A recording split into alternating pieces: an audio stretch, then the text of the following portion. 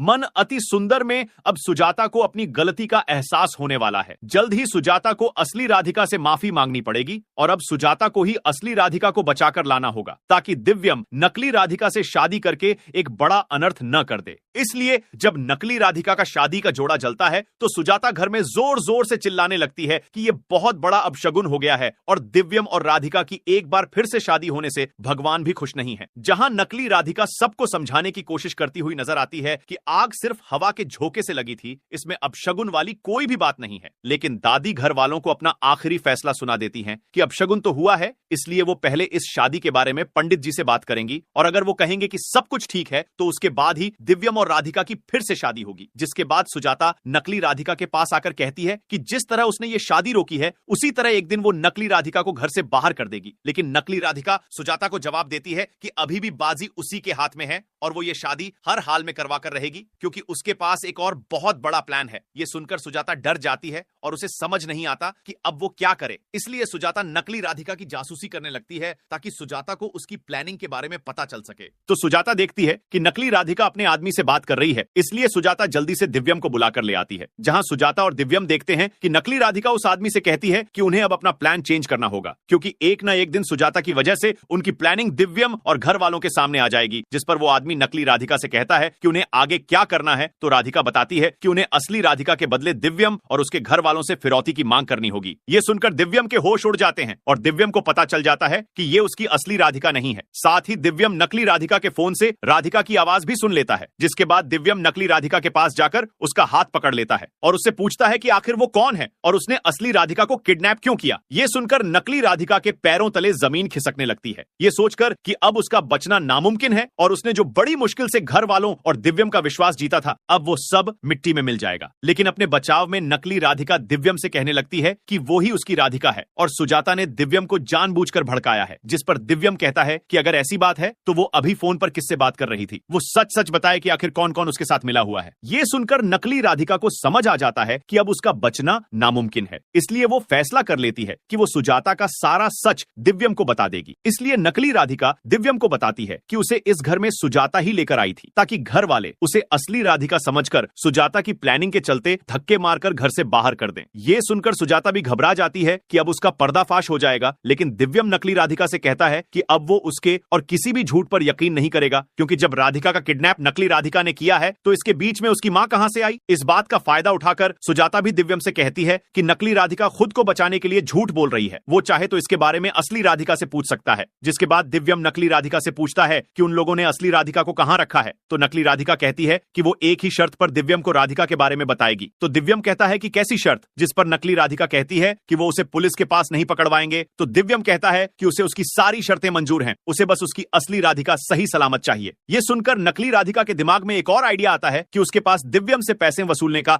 एक और आखिरी मौका है। लेकिन आगे देखना दिलचस्प होगा कि आखिर कैसे दिव्यम असली राधिका को बचाकर घर वापस ला पाता है।